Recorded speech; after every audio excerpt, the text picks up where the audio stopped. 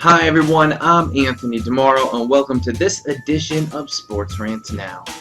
I hope each and every one of you had a fantastic 4th of July weekend, and we're going to go over some things that happened over the 4th of July weekend and are leading into this week in the sports world. And we're going to start off with LaMarcus Aldridge making his decision to join the San Antonio Spurs, making them a beast of a team in the National Basketball Association for the next few years.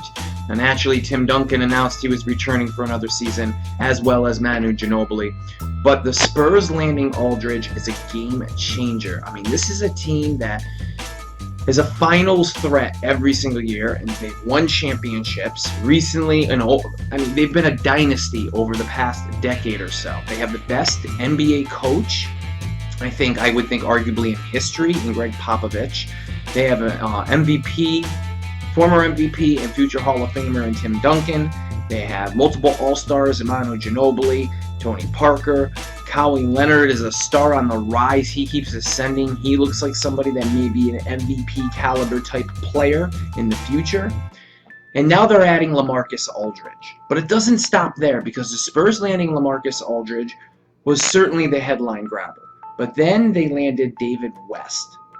And it just goes to show the contrast between when the San Antonio Spurs are pitching a potential free agent on coming to San Antonio. They don't have the huge market like Los Angeles and New York to pitch, although San Antonio is a big market.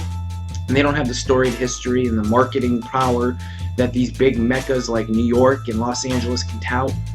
Yet they have the culture and the stability within their organization and the pedigree to lure free agents in. And it kind of, it's a bigger story.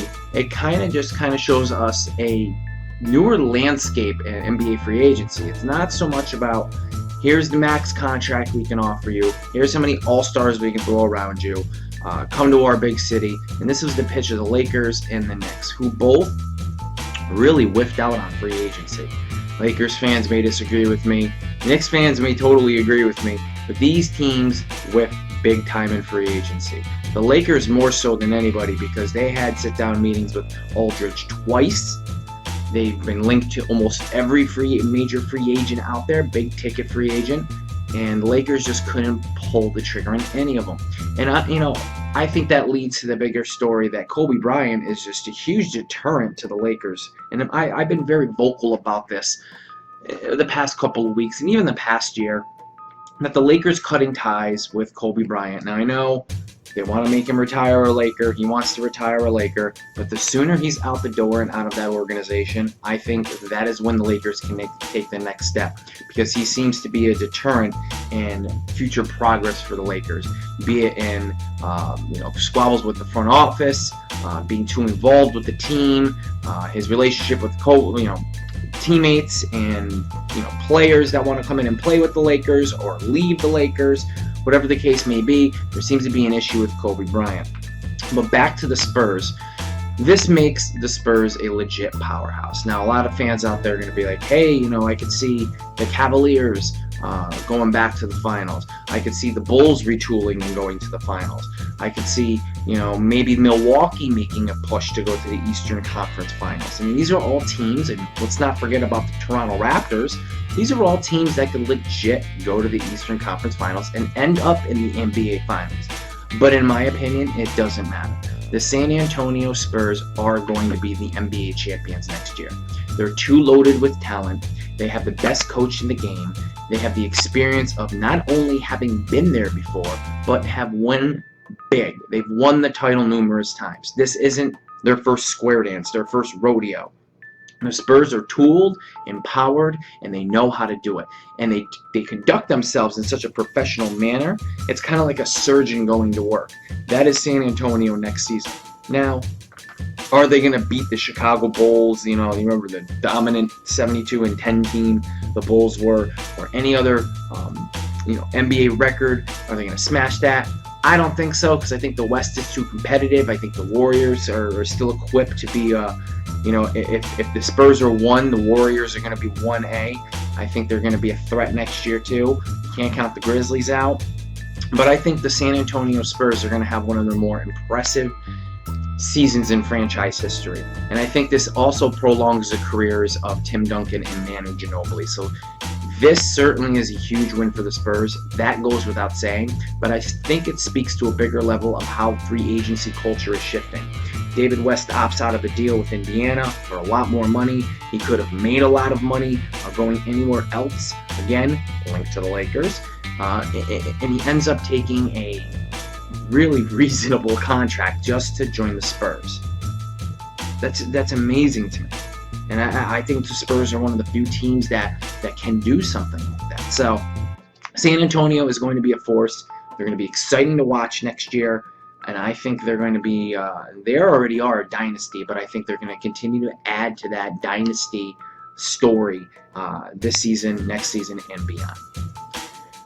The next topic I'm going to talk about is Evan Mathis, who has to be beyond ticked off at Drew Rosenhaus. I mean, they really rolled the dice by forcing their way out of Philadelphia, where he had a very, very nice contract, paid him well, he wanted more money, he felt he should have had a raise.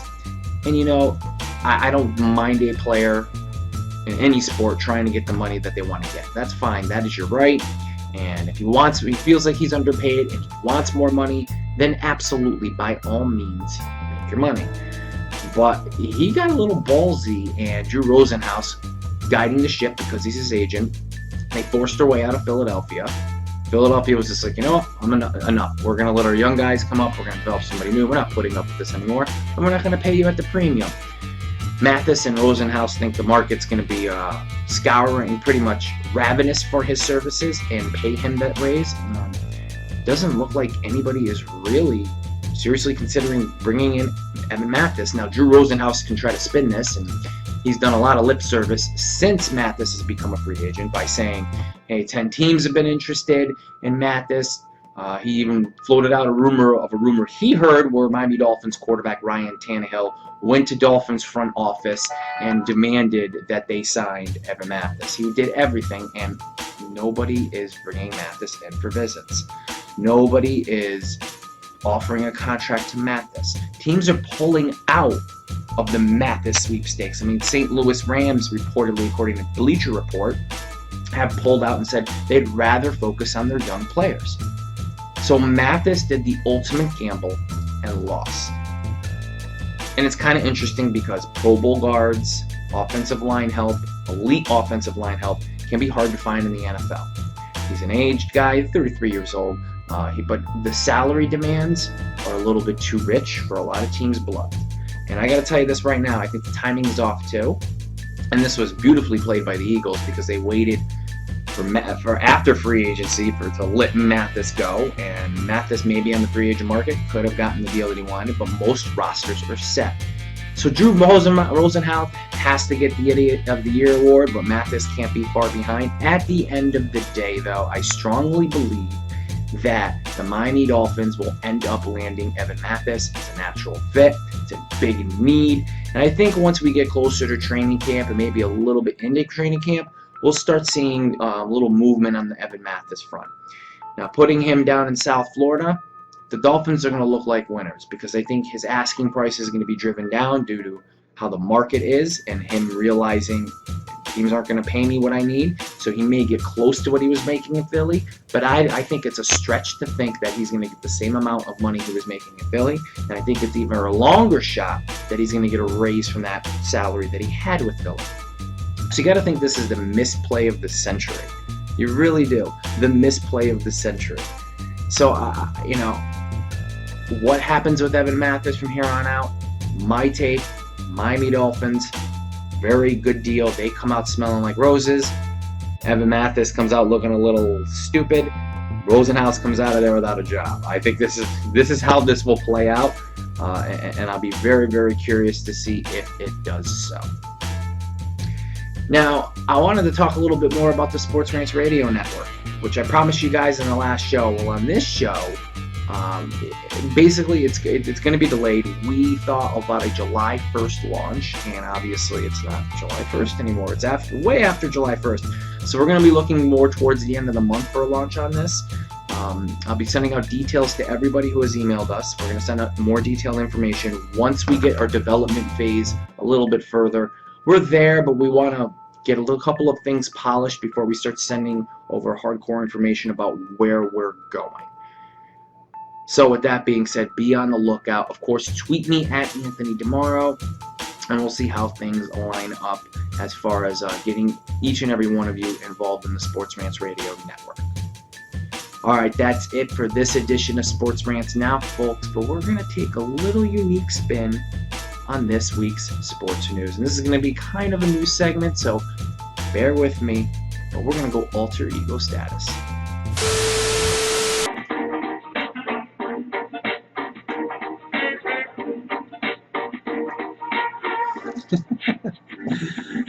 Free agency is wrapped, we're ready for games. The Knicks, the Lakers, they must be insane. 2 meetings with Aldridge, 8 on their face. New York paid Lopez like a star in that place. The Spurs got juice like A-Roll and PEDs. Not 1, not 2, but 3 potential MVPs. Dez is still waiting, big money on Dallas. They ain't buying his bluff or missing some practice. A World Cup win, baseball in full swing. Allow me to say, sports a beautiful thing. Now that's a wrap, and that'll do it for now.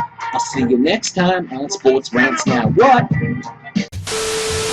Well, that was a little bit interesting, right? We're going to try to do that every now and then. Didn't know Homeboy could spit, did you? Little hidden talent. Anyway, that's going to do it for this edition of Sports Rants Now. Thank you for playing along. Thank you for supporting the show. As always, you can tweet me at Anthony DiMoro. Come on over to sportsrants.com. We have a ton of new changes on the way. Big things on the horizons. A lot of things to do. Join up, create a free fan profile. And don't forget, the Anthony DiMoro Show is on Wednesday night, 7 p.m. Eastern Standard Time online, my podcast on Sports Rants Radio. Follow me on Twitter. Check out the website. Check out Facebook. Whatever way you need to. Look up in the sky for the bat light so you can tune into the next show. And don't forget, Sports Rants Now will be back next week. I'm Anthony DiMoro for Sports Rants Now. Take it easy, and I'll catch you on the flip side.